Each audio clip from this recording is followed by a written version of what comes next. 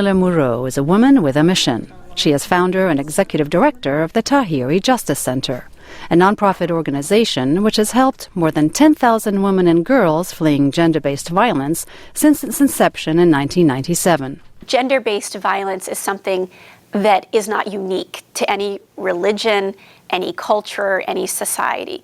It's prevalent throughout the world, happens also in the United States. Women may be facing gender-based violence if they are suffering domestic violence, if they are subject to human trafficking or slavery, if they are facing an honor crime or an honor killing.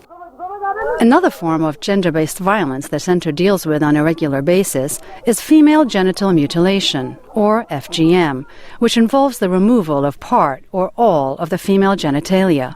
It is also known as female genital cutting or female circumcision.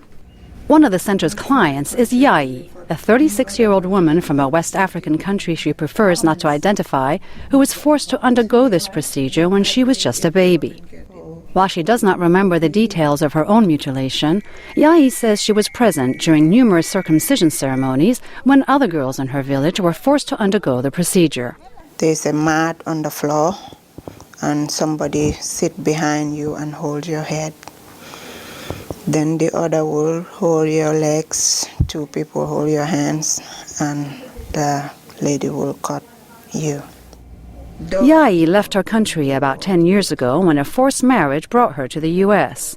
She gave birth to 3 daughters and was soon receiving letters from her relatives in Africa urging her to bring her girls home so they could be circumcised. They keep pressuring me. They send me a letter, called until they sit and wait. But I said, there's no way I will send my kids there.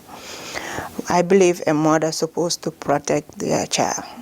That's what I believe, and I will do anything to protect my kids. There's no way I will let my kids go through whatever I go through with this thing. Divorced and facing possible deportation, Yai wasn't sure where to go for help until a friend told her about the Tahiri Justice Center. The center took on her case, assigned her an attorney, and sought asylum for her. They won their case, arguing that if Yai were to go back to her country, she would face violence for trying to protect her daughters. And if she took her daughters with her, they would be subjected to genital mutilation despite her wishes. Now, new legislation recently introduced in the U.S. Congress seeks to strengthen current asylum laws for immigrant women like Yai who are fleeing gender-based violence. If the law passes, Miller-Muro says it will be a great help to the work of her center and others like it. It would clarify that a wider range of types of violence against women are a viable basis for protection. It would help in the complicated legal analysis that we have to do right now in order to prove that protection. Also, it would get rid of a very onerous burden for asylum seekers in the United States, which is that they must file for protection under our laws within 1 year of arriving in the country.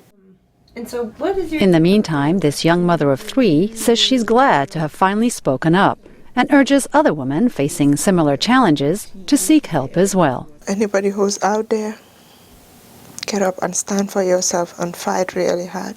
If you have kids, fight for them. They need you. Yai adds that after years of struggle, she finally feels safe.